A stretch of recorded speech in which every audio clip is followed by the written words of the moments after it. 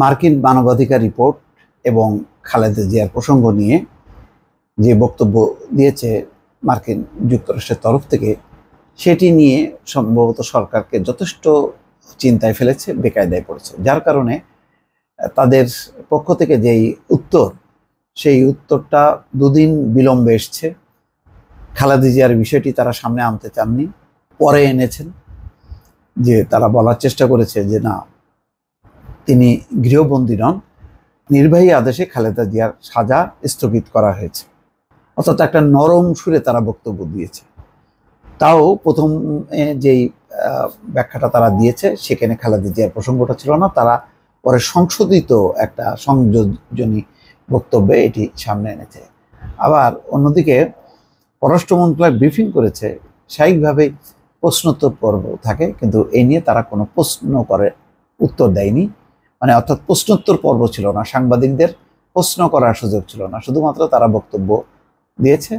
তারা বোঝানোর চেষ্টা করেছে যে মার্কিন যুক্তরাষ্ট্রের মানবাধিকার রিপোর্টে যে প্রসঙ্গটা টানা হয়েছে, বিশেষ করে বিরোধী দলের দমন পীড়নের ক্ষেত্রে, সেটি সত্য নয়।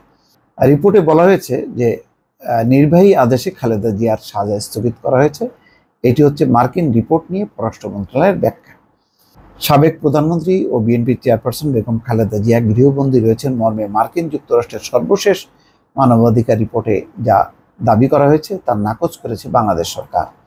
গতকাল সেগুনবাগিচায় দফা ব্রিফিং করে মার্কিন মানবাধিকার রিপোর্ট 2023-এর অসঙ্গতি তুলে ধরেন পররাষ্ট্র মন্ত্রণালয়ের মুখপাত্র সেহেলি সাবরিন। তার মানে চিন্তা করেন যে একটা ব্রিফিং তাদের 2 দফা করতে হচ্ছে, মানে এক ধরনের অস্থিরতা বা তারা কি করবে না করবে একটা মানে মানে খুব দিশা তারা পাচ্ছিল না, যার কারণেই এই ধরনের এক ধরনের অস্থিরতা তাদের মধ্যে। ওই মুখপাত্রের সঙ্গে ছিলেন পররাষ্ট্র মন্ত্রণালয়ের উত্তর আমেরিকা অনুবিভাগের মহাপরিচালক খন্দকার মাসুদুল আলম সহ জনকূটনীতি বিভাগের জ্যেষ্ঠ কর্মকর্তারা। বিকেল 3টার পূর্বে ঘোষিত ব্রিফিংয়ে খালেদা জিয়াকে গৃহবন্দী করে রাখা হয়েছে মর্মে যে দাবি করা হয়েছে তা নিয়ে কোনো কথা বলেনি মন্ত্রণালয় প্রথম দফায়, মানে 3টার আগে, বিকাল 3টার আগে। ব্রিফিং শেষে এই নিয়ে লিখিত যে বার্তা শেয়ার করা হয় তাতেও খালেদা জিয়ার প্রসঙ্গটি ছিল না। অবশ্য পরক্ষণেই সংশোধিত বার্তা প্রচার করে পররাষ্ট্র মন্ত্রণালয় এবং দ্বিতীয় দফা ব্রিফিং করে মুখপাত্র এবং তার টিম ক্যামেরার সামনে সংযোজিত বক্তব্যটি পড়ে শোনান। তবে তিনি এদিন মার্কিন রিপোর্ট বা কোনো বিষয়ে কোনো প্রশ্ন নিতে রাজি হয়নি।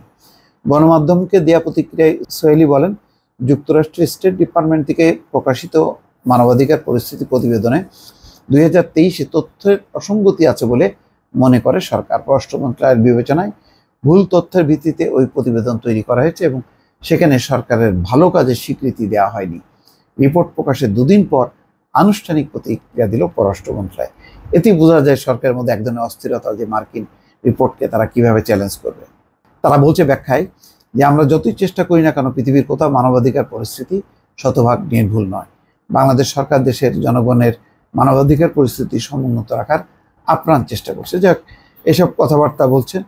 পরে মার্কিন বলছেন যে বিএনপি নেত্রী খালেদা জিয়া গৃহবন্দী, কিন্তু বাস্তবতা হচ্ছে তিনি একজন দোষী ব্যক্তি এবং নির্বাহী আদেশে তার সাজা স্থগিত করা হয়েছে। এইসব কথাবার্তা, তারপর অতিরিক্ত শক্তি প্রদর্শন করা হয়েছে বলে বলা হচ্ছে ওই রিপোর্টে। সেখানে বলা হচ্ছে বিএনপি ও তাদের রাজনৈতিক সহযোগীরা ভাঙচুর ও সহিংসতা করেছে এবং সেটি উল্লেখ করতে ব্যর্থ হয়েছে। কিন্তু সবচেয়ে বড় কথা হলো, এরকম ব্রিফিংয়ে প্রশ্নোত্তর পর্ব থাকবে না কেন? এই রিপোর্টের আরও অনেকগুলো অংশ আছে যে অংশগুলো নিয়ে সাংবাদিকরা প্রশ্ন করতে পারত, কিন্তু সেই সুযোগটা দেয়নি। একতরফা একটা বক্তব্য দিয়ে গেছে। আমরা মার্কিন পররাষ্ট্র মন্ত্রণালয় যদি ব্রিফিং দেখি বা ভারতের, সেখানে তো প্রশ্নোত্তর পর্ব থাকে, কিন্তু এখানে প্রশ্নোত্তর পর্ব নেই। এক আজব মানে প্রেস ব্রিফিং এটা। দর্শক ভালো থাকবেন, আল্লাহ হাফেজ।